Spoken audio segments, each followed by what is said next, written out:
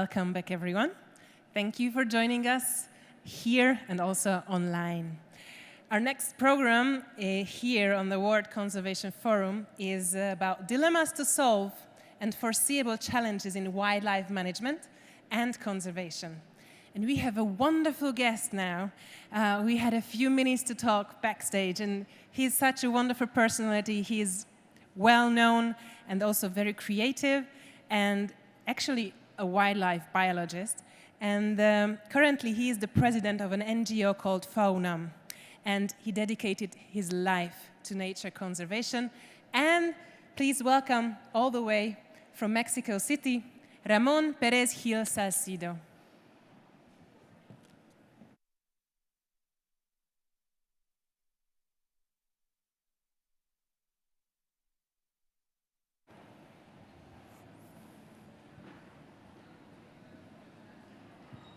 Thank you very much. First of all, I would like to thank the organizers for providing me this opportunity to be with you this afternoon. Thank you, Andrea, for the introduction. Indeed, I'm from Mexico. I come from Mexico. Let me just double check I do it right. Yes, I do. I come from Mexico. What I would like to do with you today is, first of all, I apologize if my English fails me. Happens. If I'm not too proficient and I miss the words, forgive me for that. What I'm going to do is I'll show you first the context. I'll talk about my country, the context in terms of wildlife, what people think about wildlife, and then I'm going to touch on some of the dilemmas and false dilemmas that we're thinking about in order to engage in a more sustainable and more productive, more proficient way of managing wildlife in my country. And the last part of my intervention will deal with things, critical challenges that many people are facing, many countries are facing. Is not just our problem. There's some things that may be shared by others. And I'm not going to waste too much time on those. I'm not going to spend too much time on those. So let me go straight by presenting what I have to tell you. First of all, the definition of wildlife.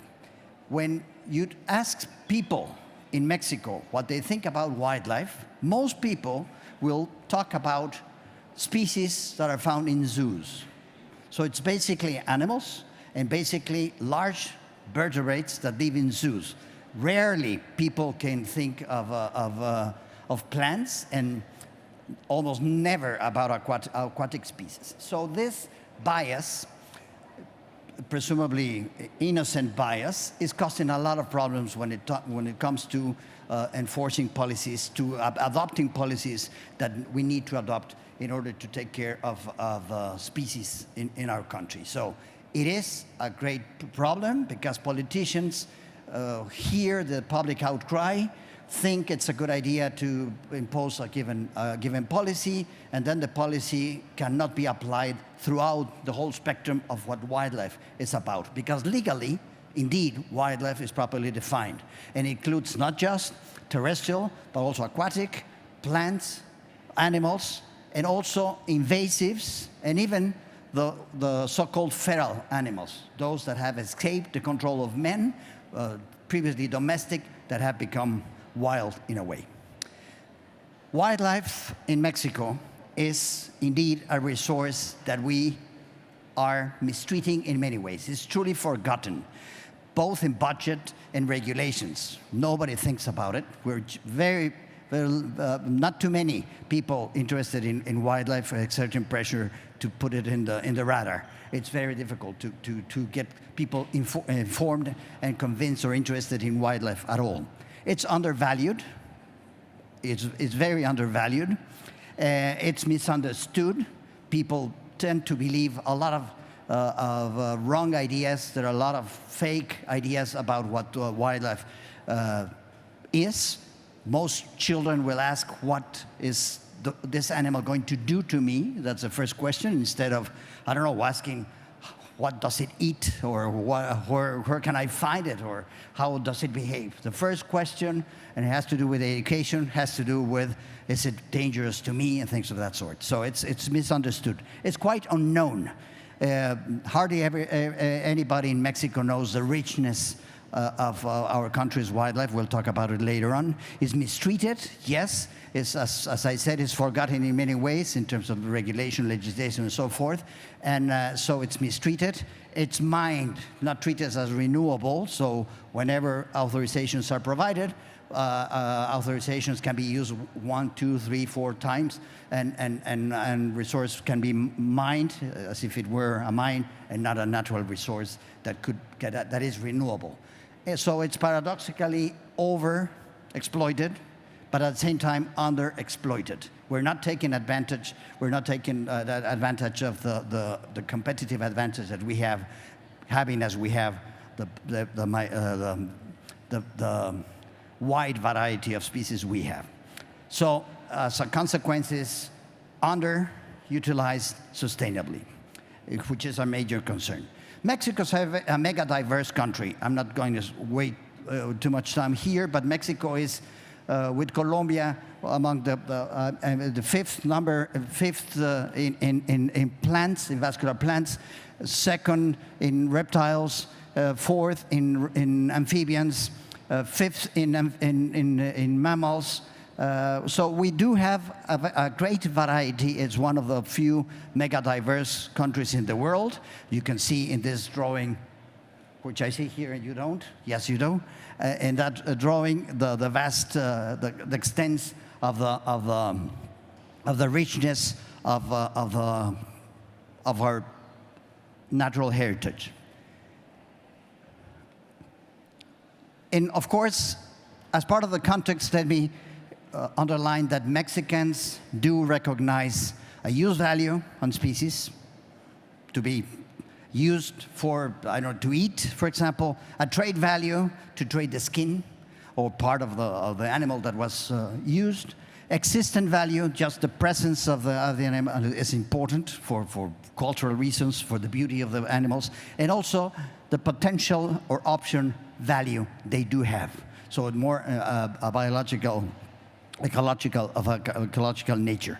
So those values are openly recognized, as is the importance. We can see that in the display of activities that Mexicans do with wildlife, we can recognize those different importances: cultural, economic, ecological, scientific, recreational, aesthetic, and educational value of wildlife in Mexico, which is true for many other places in the world, in fact. And of course, we have a myriad, a vast number of uses and purposes, activities and interactions with wildlife that we find elsewhere in the world. This is not unique to Mexico. You can see the list there, but it can be used, they can be used for a number of things. We did some research with the National Commission on Biodiversity, and we managed to collect evidence and document the extent to which wildlife is being used in Mexico.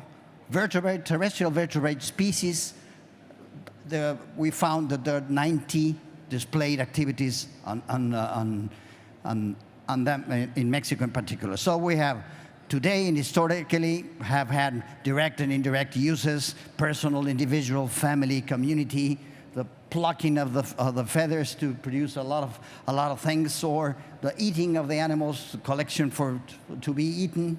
And I went too fast.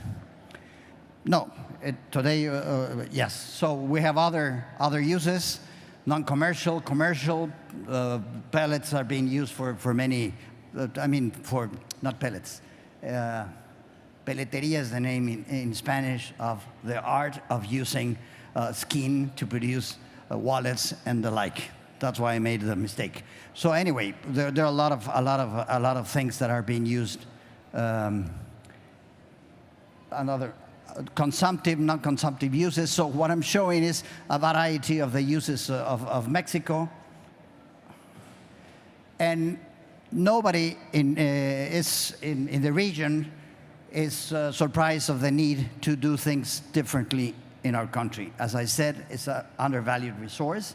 It's a forgotten resource, and everybody is particularly interested in changing the things. We have had successive changes in government attitudes towards nature. At this time, we have a very bad government in terms of the attitude towards nature, and therefore some of the things we'll be discussing are particularly important in terms of hopefully changing and hopefully getting the effect we want. That some major changes need to occur, but perhaps we have to begin with the little ones. And that's why I decided to touch on the dilemmas and false dilemmas in this chat today with you. So this is with special emphasis on how to go about and actually do sustainable management of population, sustainable use of the wildlife species of my country. So one of the things that we ought to debate, and it's in one of the debates that it's being discussed currently in Mexico, is whether we have to concentrate on specialized production or whether we have to try to work with different species at a time. So this seems like a dilemma, as if we had to choose between one or the other, but in reality, it's a false dilemma, because there's no need to do it's not black and white. We can work with shades of gray, and you can produce, in fact, you can be very specialized in a diversified production. You can be very specialized in having many species at a time, and in fact, that's the way forward. But this is a discussion that's underway because of the legislation. Now, it's easier to have exotics and have a single production of a given exotic rather than to have a diversified production, including different species, including natives. So this is one of the dilemmas that we have to finish the debate and be constructive about. The other one has to do with self-consumption versus commercialization. So do we want people to keep using wildlife individually for their own purposes, or we want to foster more market-oriented production, be it the size of the market you wish? And the dilemma has always, the discussion has always stopped because of the radical positions. People think that we talk about markets, we're talking necessarily about the global market. It's not true. We can foster local markets, tiny markets if you wish, open markets, yes, not necessarily global, and do promote the proper utilization of species and not just self-consumption. Because as you all know, or many of you may know, self-consumption may provide you X amount of gain, but if you enter the marketplace, then it may be 10 times more, or even 100 times more, if you not just use the species, but actually make use in the marketplace. So that's another dilemma that we have to discuss, and we have to find the trade-offs and make decisions accordingly. Short versus long-term actions, attitudes, and visions. We know for sure that action has to be immediate. We have to take immediate action, that's for sure. There are so many things that need to be done immediately. However, we have to have the long-term in our attitudes and in our vision. So we have to plan in the long run, for the long run, and take actions immediately.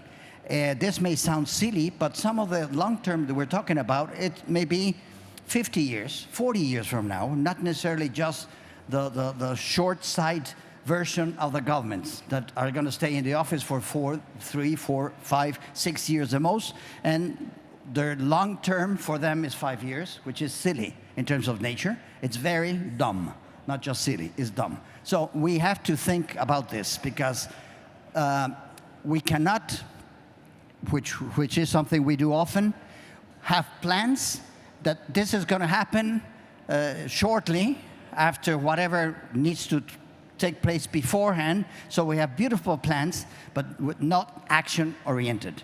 We have to have immediate action with long-term attitude and vision in them. Other dilemmas is the perceived human-wildlife conflicts, false or hypothetical, versus those that are actually taking place and those that are potential conflictive interactions. This may seem also silly, but there are a lot of beliefs around Mexican wildlife that are preventing people from getting to know the species, that are provoking that people are prosecutions against, not prosecutions, that people go after the species to kill them because people claim that they are dangerous, for example. So there are not too many documented cases of human-wildlife conflicts, and some of the ones we have found wildlife is not responsible for some of the conflicts. It's feral dogs, feral cats, the responsible, or even other individuals, no? Two-legged animals. I don't have to tell you who the two-legged animals are, but it's quite simple. So in many cases, the perceived conflicts are not animals that are causing them, or if they are animals, are these dogs that live in the landfill sites, that live out of the trash, that form little groups and hunt together and have rabies, and they're quite conflictive individuals. Other dilemma, other thing that we have to discuss and find the trade-offs is the disciplinary specialized approaches versus holistic interdisciplinary approaches. One tends to believe that biology, ecology, is a topic that biologists have to deal with and that ecologists have to deal with, and it's not true. This is transdisciplinary. If we don't involve lawyers, even lawyers, I'm sorry if I offended somebody, but even lawyers and educators and accountants and every walk of life has to be involved in conservation, by all means. Conservation will not succeed unless areas that don't speak to each other start speaking with each other. So it's a trade-off, yes and no, because eventually we do have to have specialized interventions, but most of the time what we need are interdisciplinary, holistic approaches, and we tend to forget that. In my country, legislation is done in such a way that every minister has to obey or follow or enforce certain legislation, and that's it.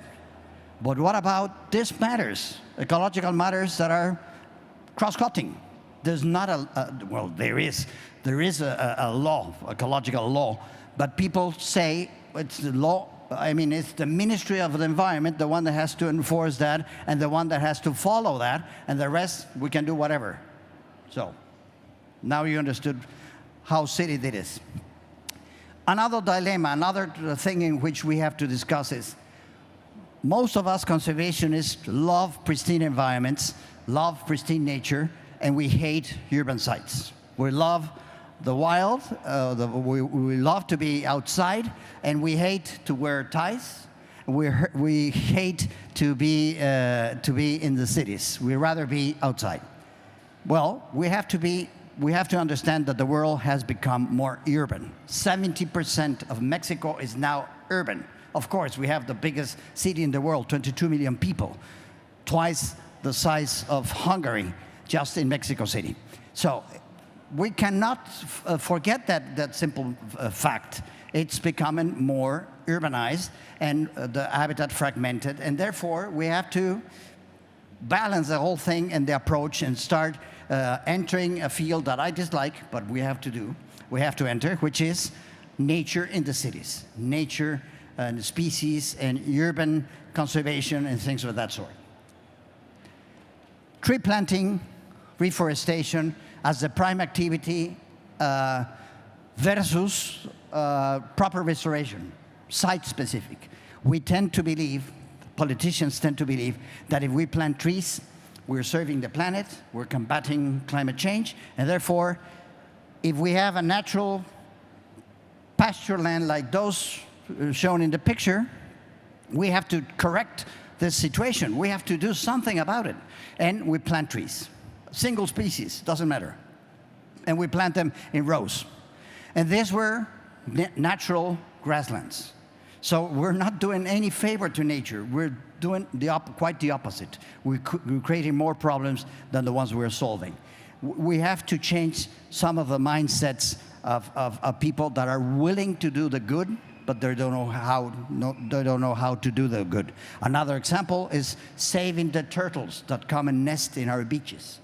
There are a lot of people that go out, collect the eggs out of the nests, put them in plastic bags, in little boxes, and all the children are very happily engaged in that activity, helping out, putting the more eggs in the little plastic bags, and then run and put them in the containers. And at the end of 2 or 3 hours of extensive work, very intense, in the sunshine, they take all the eggs to the hatchery and put them all there. Let me tell you, they just changed the sex, because the sex in the turtles is determined by temperature, by means of keeping the eggs in the plastic bags in the sunshine. They managed to get all the turtles be the same sex. So, is this useful for nature? Is it this helping nature? That's your homework. Small versus large scale.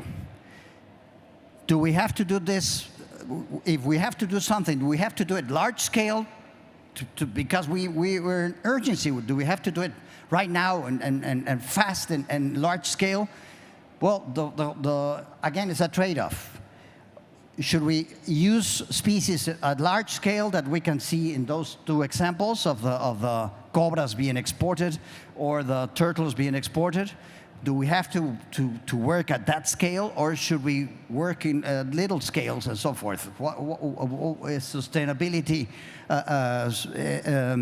altered by scale? Yes, it is. Now, the large scale is made out of a lot of little small scales. So let's think about working in little scale, gaining know-how, expertise, proficiency, and by means of doing that, we'll manage to get the large scale and benefit more people. So that's another trade-off. Total control against or versus aleatory or random events. We tend to want, as humans, to have control over everything. We're control freaks. We would like to have control of everything, not just in our household, but in our working place. And if we're breeding species, be it in captivity or in large enclosures, we want to have control over everything. We cannot. This is a false illusion. We cannot. We have to start taking into consideration that we cannot control everything. So we're dealing with living creatures. We cannot control everything, and we tend to try to do it. So we vaccinate, we provide extra feeding, we provide extra medicines, and we're killing the animals by doing so. Unleash nature. Let nature do its part instead of intervening so much. We are not Mother Nature or Father Nature, as you wish. We're not that. Then measure what you can rather than what you should. Nations measure the GMP. The GMP of a given nation can be very high if they cut all their forest, because it's added as a positive value. But yet they destroyed nature. It should be subtracted, not added, because now we're in worse shape. That's just one dumb example, if you wish. But yes, we have to change ways in which we do things. One student told me, well, yes, but I cannot measure what you're asking me to do. I mean, I don't know how to measure it because it has never been done. Well, it's a matter of starting. And if we don't start, we won't be able to collect the information we need. So it's a matter of starting. Hopefully, as it happened in climate change, that we have the 2 degrees, and we know, and all the countries have agreed that 2 degrees is, it's something that we can relate to, and it's a measure that it's useful and so forth, and it's agreed. Well, hopefully we'll get to a global species extinction index, for example. And each of the countries may have to play their share, and we have to discuss. But that's another example of things that we have to change locally and globally. Another thing that has to change also, and we're discussing, is whether we should continue with this consumerism, or should we control our urge to buy. On the 22nd of August this year, we consumed all the resources that, as a planet, we had to be used, presumably for the whole year. You know, there is a word in English, I don't know exactly, the overdue day or something like that. So it's the day in which we used up all the resources we have for the year. So we actually need 2 worlds to suffice our dumb needs. We keep, and yet we waste 30% of the food we produce. So there are a lot of dumb things that we have to change. And this has to be changed in the household, in our own choices, personal choices. And the whole thing expands all the way to the keeping of a pet, or the buying of a pet, or the hunting, or whatever activity you're engaged in. We have to think twice on where to put the limit. How much is enough? Another one has to do with property rights against the commons. Local communities in Mexico are angry because we don't buy the land. We create protected areas. We have created protected areas for many years now. And we impose regulation on top of land that is private or community-owned or indigenous communities, what have you. And we impose regulations on top of the land tenure regime. Some people, particularly indigenous communities, are angry because they say, well, now we don't have the right to use the resources because now it's a World Heritage Site, or call it as you wish, or Ramsar Site, or it's a man at the biosphere, so this is unfair. We have been using these resources forever. It's our right to use them. So why don't you let us do it? And of course, they're right in many ways.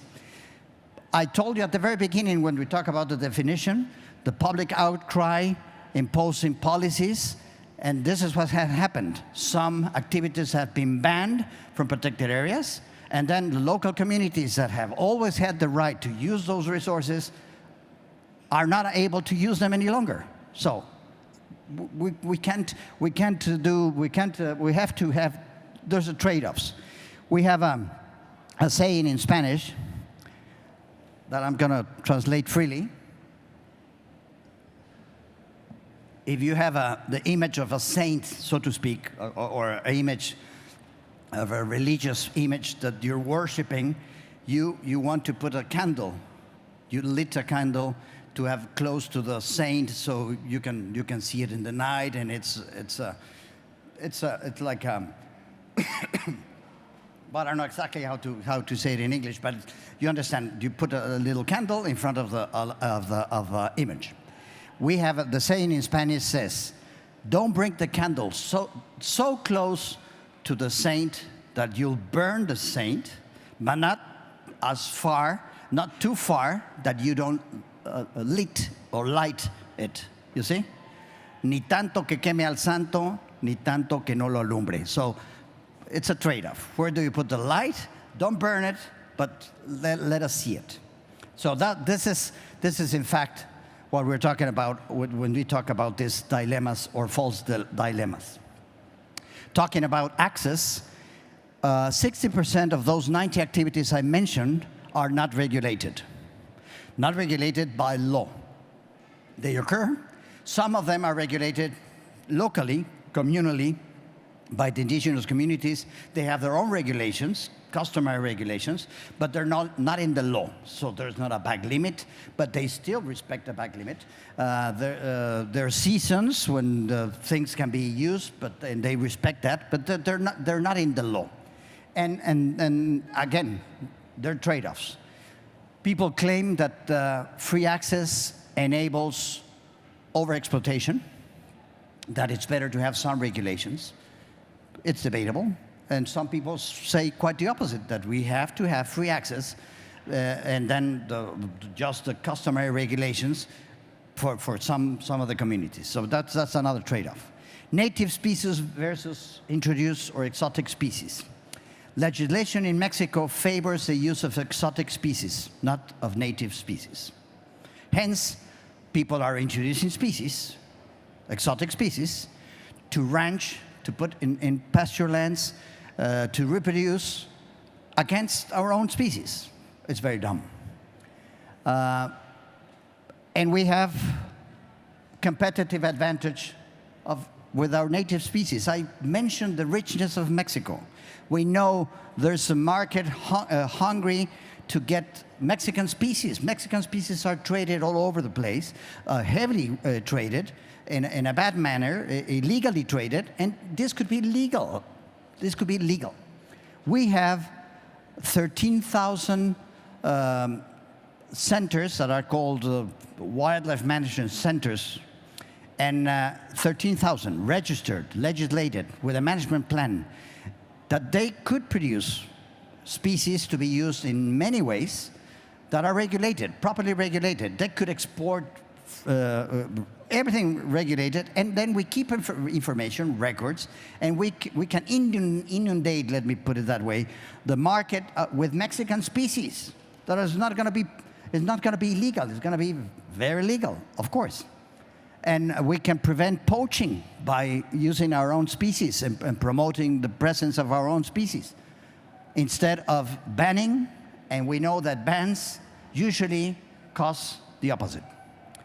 Wild species versus domestic species, which I touched upon a little, because people tend to believe that if you're breeding wildlife species, then you cannot breed domestic species. And yes, you can. We have very good examples of places where we're breeding both domestic species and native wildlife, and have been extremely successful in recovering species that we almost lost, and now are trophies. And we have a waiting list of hunters from the US that go to these ranches in Mexico to hunt this the Texan subspecies of white-tailed deer that we have in Mexico. And because of the trophy sizes and so forth, and it's become very, and it's been, and they're bred with domestic cattle at the same time. Of course, a very difficult dilemma about individual well-being versus the species survival and well-being. A lot of people are against hunting, claim that we're killing the species, that we're destroying the populations and this and that. And this is in fact the main problem, that they're talking about the well-being of a given individual, that of course if we're talking about hunting, eventually that male or female may die, yes, not necessarily in the first attempt. We can try several times and sell the permit several times and gain a lot of resources that help the conservation of the species as a whole, because yes, that individual was sacrificed, so to speak. The individual well-being was sacrificed for the well-being of the species as a whole. This is a very, very controversial issue, as you know, and one of the ideas of convening this meeting precisely is to touch on this particular topic, which has always been debated. So, those are, in my opinion, the most important things I wanted to say. I'm going to go faster on this other critical issues, because these are shared by many other nations, and it's not too different elsewhere. The fact that we have to change policies and programs.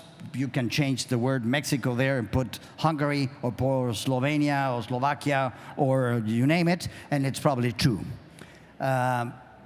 Harmonization of policies to make sure that the forest sector is not doing their thing, and then whoever does roads does their thing, whoever does something else, tourism does other things. The harmonization of policies, it's badly needed. We touch on that when we touch about single discipline versus a lot of disciplines. So we did that. one example of the potential if we did things differently in Mexico. Spain has 20 species that are being heavily hunted, and we have 90 that could be heavily hunted, or not heavily, but hunted properly. It's 1/4 the size of Mexico. They have 80,000 sites to do this. We have over 300 sites. The number of hunters is also much more, and the jobs that we could produce. So there's a lot of potential if we did things in a different way. We have to be coherent and make sure that we don't do things like the one it's portrayed in the bottom. We had, believe it or not, a national clear-cutting commission that engaged in destroying a good proportion of our country in a decade. This is very dumb. You cannot have an environmental ministry on one side and a national clear-cutting commission. But this is true. This is what happened. So I hope this is not true for many countries. Public understanding and perception, it's a must. We need more people in environmental education, in communication, in awareness. We need much more people there. We heard this morning that we have to think about the planet we leave to our children. We've heard that, and a lot of people nod when I say this. Let me introduce another variable. We have to think also on the children we leave to the planet. Because I know owners of private organizations that have their foundations and now granting funds through their foundations, but their children are ugly, nasty people that destroy nature, and they're very badly behaved. We have to take care. We have to leave good children. We have to leave good children in this country, in this world, by all means. This we have to change as well, perception. What do you see on the right? I don't know, depending, you may see something, others might see something different, but this is usually a problem. What we're facing, perception, use as a problem. Yes, use as a problem, yes. That's the rest of your fur coat you see in the bottom. And of course, there's not too much room for perception. It's quite clear that some of these are things that should not be happening. Yet, it can be seen as an opportunity as well. The wise use of nature can be seen as an opportunity, but then again, we enter the field of perception. Some people think this should not be happening, and some people think the left side, when an indigenous community uses wildlife, it's okay, but if the King of Spain goes and hunts, then it's very bad. You see? It's again perception. I leave it to you as a homework as well. Critical issues, regulations, worldwide. This is a must. We have CITES and we have local regulation. This is a must. Sustainable use and trade, of course. Sustainable use has to enter the field. Trade is incentives for sustainable use in trade is a must as well. There are a lot of things that could be discussed there as well. Sustainability, please don't think that sustainable use has only to do with ecological, economic, and social. There are 9 dimensions to sustainability, and we have to take care of all of them. We have to take, of course, use and abuse are not the same. Legal, political, technical, ecological, economic, ethical, social, cultural, and of course, scale and time. Things can be sustainable in the short term, but if you wait enough, they're not sustainable any longer. And the things seem the same. Those are all as if it were a chain, and there's always a weakest link, and you take care of that, and then you change things.